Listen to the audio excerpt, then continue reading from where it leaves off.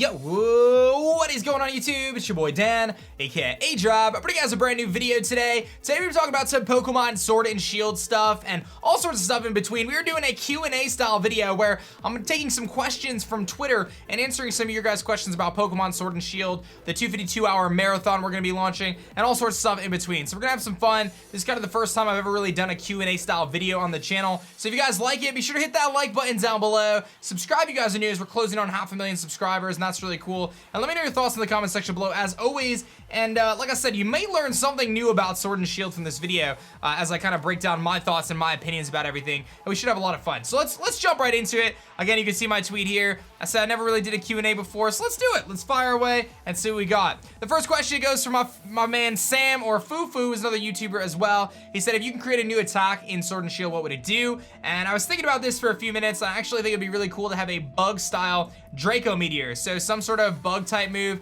that does massive base power damage, but lower special attack, but maybe a physical attack version of that could be really cool. Or perhaps something that does a high amount of damage, but also inflicts the target with Infestation. I think Infestation is kind of a signature attack of bug Pokemon, but it's very weak. It'd be really cool if there was a better attack that can do Infestation. I'd also like to see some changes to things like First Impression, make it so it flinches, so Gliscod has a little bit more versatility there. But really cool question, Sam. We'll see what happens. Maybe something else to do with Sticky Web would be cool too as well.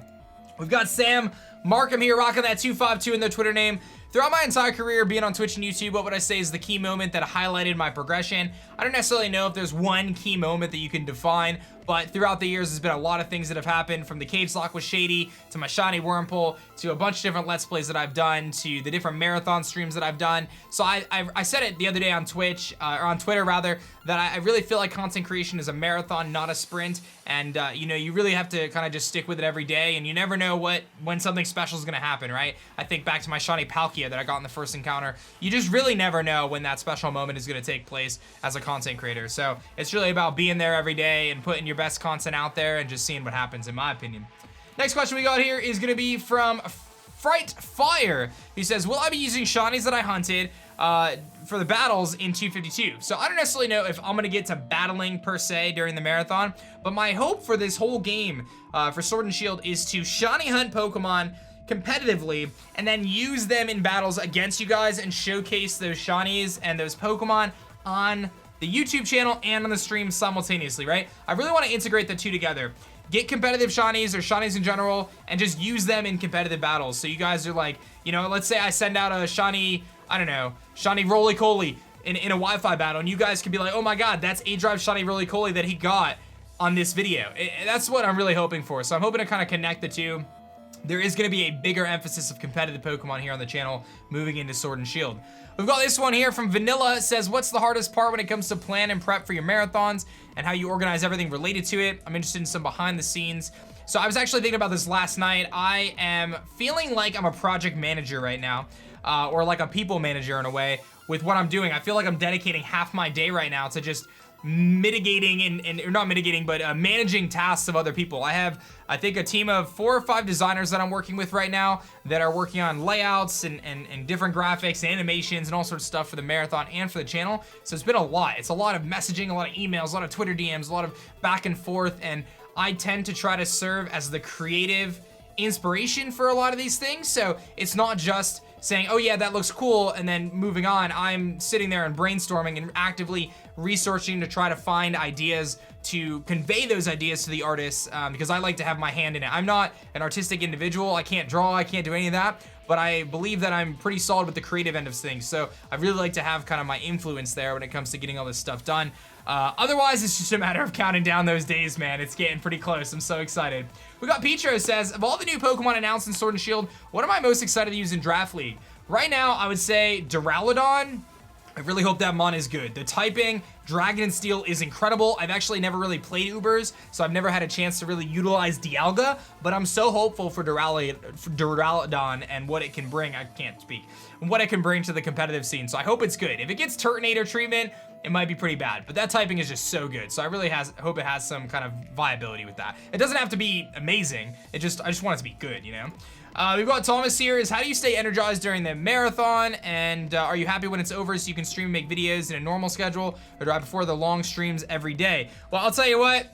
I mean, it's a sponsorship, but your boy drinks G Fuel, so that's how I'm getting through the marathon first and foremost. I'm gonna be drinking a lot of G Fuel. It's 8-hour shifts a day, but I do videos as well during the marathon in the morning and at night. So most days for me are about 14, 15-hour work days from start to finish during the marathon, and it doesn't really change after the marathon. If anything, I would actually say that my workload increases after the marathon in some regards. I'm just not managing everyone else being at my house, right? Like, it's the same. So I anticipate that to stay about the same for at least 2 months after launch. I really plan on working pretty hard, and historically I have. I generally put in about, like I said, 14, 15 hours a day, every day for the first few months of the new game. And am I happy when the marathon's over? I think there's just a sense of relief that you've completed something so special. So yeah, definitely happy. We're gonna go out and celebrate, I'm sure, with some pizza or something. Sam says, do you hope the shiny hunting method will be easier or harder than in Sun and Moon? Sun and Moon, of course, being the SOS method where the Pokemon get called in. Some of the previous methods, maybe PokeRadar, Catch Combos, and Let's Go, Friend Safari, Horde Hunting, DexNav. I don't necessarily feel that SOS was any harder or easier than the previous method. Shiny hunting in general has never been that hard, aside from maybe PokeRadar. So do I think it's gonna be easier or harder? I think the mechanic itself is gonna be easier. I don't anticipate them making it any harder. They may bring back PokeRadar. I don't think they're gonna make things harder though. I think they wanna make it easier for people, the average fan, to understand. We've got, Halti here says, who are you gonna pick for your starter? And what do you think the new bug type what do you want the bug type to have for design and evolution typing? What am I gonna pick for starter? I don't know. I don't know my starter pick yet. I actually don't know. Like, if you told me aDrive you need to pick right now, I don't know who I pick. I really don't. So I'm gonna make that decision. In fact, you guys actually might help me make that decision during the marathon. We'll talk about that in another question. And then new bug Pokemon. There's 5 types that have never been paired with bug: normal, ice, dark, dragon, and psychic. Those are 5 types that have never been paired with bug. I really want a dragon and bug type Pokemon. That's what I really want. I don't know what it's gonna look like. I just want a dragon and bug type Pokemon. So let's do it. Let's make it happen. Let's make it powerful. Again, doesn't have to be OP. Just make it powerful, baby. That's what I wanna see. Let's do it. We've got D-Falls says, what are your thoughts on the lack of national decks and the experience share being on all the time? Is it really as bad as people are making it out to be? Well, I think people have a reason to be frustrated about the Pokedex. I get it, trust me, I get it. I've been the kind of person who tries to see both sides of every situation. I always do that. That's I think the best way to live life is to try to understand every perspective. And I get why people are upset about the national decks. Here's my overall conclusion though. We're not gonna change it. You can't change it. They already said they're not changing it. So you have to make a decision. Are you going to dwell on this situation, the fact that certain Pokemon are gonna be removed from the game, or are you going to just move on with your life and just enjoy the game? And I've chosen to take stance 2. Move on and just enjoy the game. It is what it is. Pokemon are gonna be missing. They've acknowledged that people are upset about it. They're gonna add them in future games. It's not like they're gone forever. The flip side is being upset about it and letting it ruin your experience. And again, the only way to make an impact by doing that is not buying the game. That's the only way, because you can yell on Twitter all you want, but the only way to prove your point is to really not buy the game.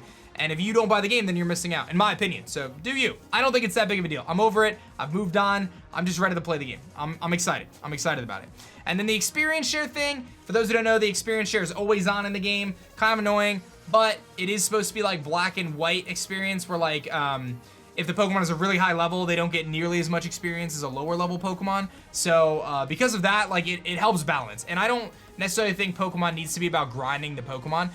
So I don't really care that much about the experience share. I don't think it's that big of a deal. Again, another thing where I don't think it's that big of a deal. Do you think there's gonna be Shiny Gigantamax Pokemon? And if so, will I hunt them? Yes, 100% Major Carnage. I do believe that there will be Shiny Gigantamax Pokemon. In fact, I think max raid battles are gonna be one of the ways to Shiny hunt in the game. What shiny am I gonna go for first? Probably either the first bug Pokemon that I encounter that's new, or the starter. And that goes back to an earlier point. It is very likely at this point that I'm gonna shiny hunt my starter during the marathon. I'm not positive yet, but it's likely. It's likely.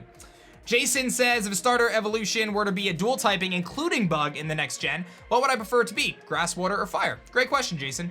I think if there's gonna be a bug starter ever, it's gotta start as a bug, because I don't think a Pokemon really evolves into bug type. It doesn't really make sense for it to evolve into a bug type, in my opinion. So if I had to pick grass, water, or fire, I would probably say fire, just because Volcarona is the only fire bug we've seen so far. Grass, we have Parasect and Wormadam. Water, we have a couple more, Golisopod, Surskit, you know, Araquanid. So I think I would go with Fire, just because I think they can make like a really cool Fire Ant. I'd like to see. Did you consider bringing Chase back for the marathon, says Simmons.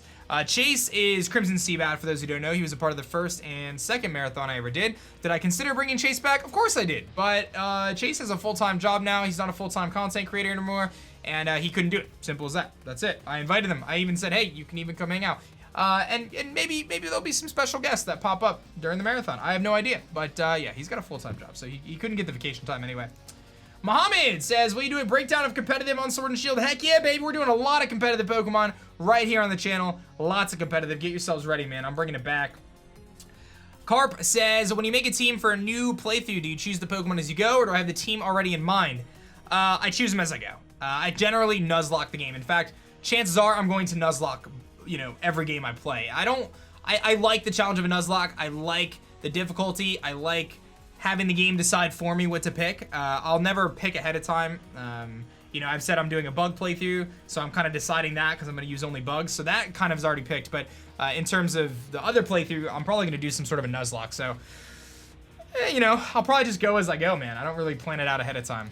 Why did you choose to play Pokemon as your full-time job or career and not other games? I know you do other games once in a while, but mostly Pokemon. Cody, that's a good question. So I don't think I chose to do Pokemon full-time. I mean, I had been creating Call of Duty content for about 5 years and found some success, but nothing too crazy. And then I started streaming Pokemon, and it just really just worked. It kind of grew pretty quickly. And I think a lot of that came from the fact that, one, I was previously, before I was even making Pokemon videos, I was always a big fan of the franchise. I was always super into competitive Pokemon. I thought Shinies were cool, etc. So I think I just had a lot of knowledge about Pokemon, more than the average person. So that really translated and helped when I started doing content for Pokemon. And then, aside from the fact that obviously it's my job now and this is what I do every day, there's no other franchise in the world, any media, video games, nothing, that I care about even close to the level that I care about Pokemon, or know enough in terms of just knowledge and just interest. So when it comes to those things, Pokemon to me is just, it's what I know, it's what I love. You know, I'm not closed-minded to doing other games in the future or other content. I'm open-minded to it, but Pokemon's just the one game that I've always loved. And I do say this from time to time to you guys, I don't consider myself to be a gamer. I've never been the kind of person who, every time a new game comes out, I buy it and I play it and I beat it and I move on. I've always been the kind of person who sticks to generally 1 or 2 franchises. I went through periods in my life where when I was a teenager, it was all about Call of Duty, and then it was all about Skyrim for years. I mean, this is all I played for years. Then it was a Minecraft kick. Then it was a, you know, Call of Duty again, and then it was Pokemon, and Pokemon was always a part of my life, but, you know, like, hardcore playing, you know, I generally have always kind of stuck to one game and just, like, went super hard, like, hundreds and hundreds of hours into that one particular game. How many Pokemon are gonna get cut? Good question. We're at about 800 and something now. I'm expecting us to be about 900 or so after we get all the new Pokemon. I think we're gonna end up with about 600 in the game, 500 or 600 in the game. So I think about 300 Pokemon are gonna get cut, maybe 400, so we'll see. We've got, what kind of post-game content are you hoping for? It's clear they're going to be putting a bigger emphasis on post-game this game. I really want to see some sort of a battle facility, battle frontier, something with battles. I'd love to see something that allows us to shiny hunt post-game, kind of like a Friend Safari type of deal. I think that could be really cool as well. You know, I don't necessarily need like super extensive story. For me, the competitive side of things and the shiny hunting side of things and, you know, little things like that is enough. But when I think back to games that had great post games, I think of Emerald, I think of X and Y. I felt like I really put a lot of time into the post game there because of the shiny hunting and the competitive. You know, I just don't feel like Ultra Sun and Moon really had that for me personally. I know Rainbow Rocket, but I still to this day have not played Rainbow Rocket. How much curry am I gonna make? I'm gonna make a lot of curry, Andrew. You already know. Actually, I'm really what's the word? Not annoyed. I'm really concerned, I guess, that the curry feature is gonna be like really important, and I'm not looking forward to making curry. I'm just gonna be honest. And any Galarian forms that I really want to see, Christian asks. I would love to see Galarian Ledian, maybe an evolution. Ariados, I think are two really cool Pokemon that have so much potential design-wise, but they're pretty bad. Otherwise, I think like a Giraffe would be cool. Another Pokemon that has a lot of potential.